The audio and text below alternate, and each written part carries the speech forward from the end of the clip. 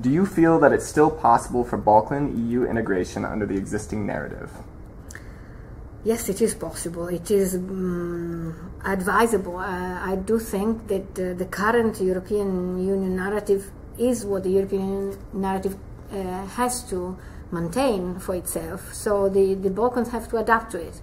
The problem is that the European Union has to find strong new allies in society. So it has to grow new actors in society that abide by these ideas, these views.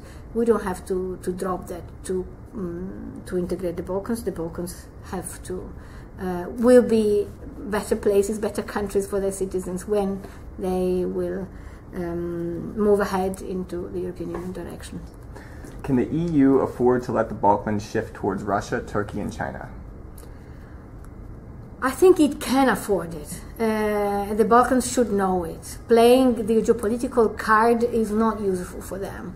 It risks to confine the Balkans to a lower marginal position.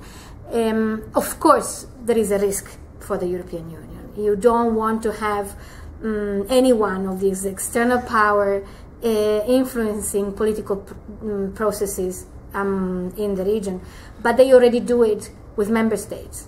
So there is no reason why the European Union should be more concerned of Chinese interference in European policy making using Greece, or that is a member state, rather than Serbia. So somehow the risk can be taken. The Balkans should be aware instead that they are the one who will lose the game if they don't take seriously the integration process. To what degree has Balkan integration stalled due to European mismanagement? I don't think there is a European mismanagement. What was lost, it was the momentum. There were major political challenges for European Union, starting with the financial crisis in 2008. This reflected negatively on the integration process. We had the so-called integration fatigue, this idea that we already had many other problems to deal with. So somehow the Balkans lost the train, if you want, the train that Croatia instead had taken in right time, and Croatia became a member in 2013 because it had achieved already all the steps required right in time. The rest of the region had lost the train because they were lagging behind in reforms, because they were lost in political confrontation, because they were not handing in war criminals.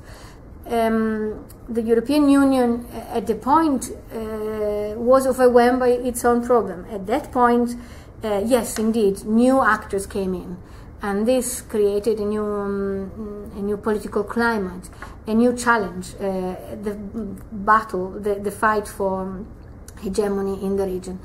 But I don't think what now it is going on is an effort to relaunch the process.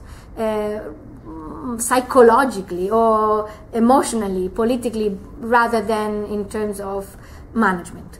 The management should not change. It has already a very clear path design. I think it only has to be consistent and hopefully achieve the goal.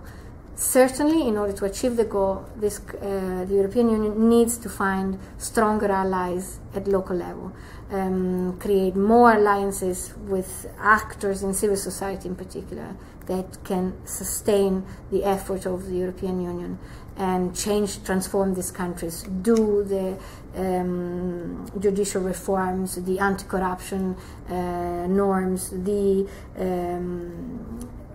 necessary reforms that are in place for these countries to become member states.